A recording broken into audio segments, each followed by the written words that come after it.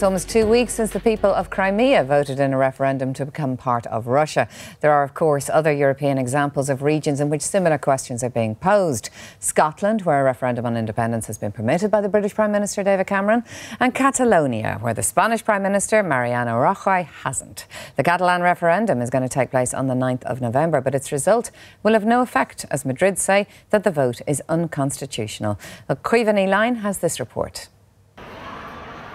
The ruins of an independent Catalonia, unearthed beneath an old marketplace in Barcelona.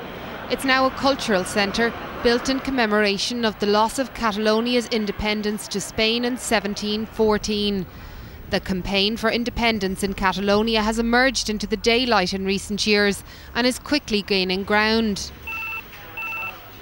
Ara is a pro-independence newspaper based in Barcelona.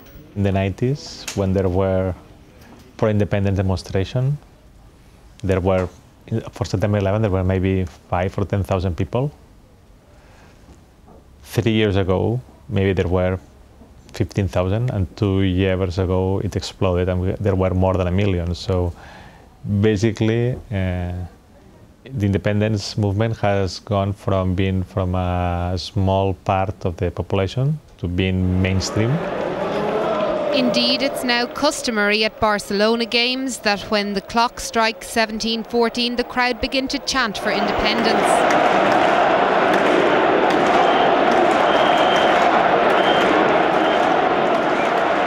And last year, 1 million people formed a human chain throughout Catalonia in support of the movement.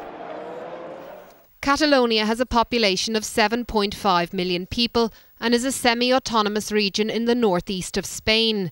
Its capital is Barcelona on the coast. The region is often seen as the cash cow of Spain, which many say has fueled the recent calls for independence. Catalonia, especially Barcelona, is known for being, modern, creative, so that helps attract talent. Because there are many very big international companies, multinational companies, but we also have some great research centres. Indeed, Barcelona has the highest regional GDP in Spain. But on the other hand, in 2012, it also had the highest debt of all of Spain's autonomous communities. The pro-independence lobby says that much of that debt is due to bailing out the rest of Spain. But of course, this isn't just an economic argument. Recent polls show 60% of people in Catalonia are pro-independence, 25% in favour of greater autonomy for the region, and 15% against independence. This minority have a great loyalty to the Kingdom of Spain. And there's a mixture of opinions on the streets. So I'm totally agree with the independence of Catalonia. I do think that Catalonia is part of Spain as a state, so I'm not actually in favour that it's going to be an independent country within the European Union. No, no estoy a favor. No, I don't agree with Catalan independence. It should stay in Spain, but maybe with greater autonomy. I don't agree because Spain and Catalonia is one thing together. Catalan is the language of Catalonia, although the vast majority of Catalan speakers can speak Spanish fluently as well. Its bilingualism, even multilingualism, is deeply ingrained in society, as is the concept of language rights.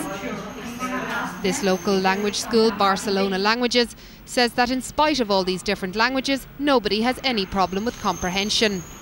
For us, it's easy to speak with you in English or Catalan or Spanish at the same time. It's not a problem. We change immediately.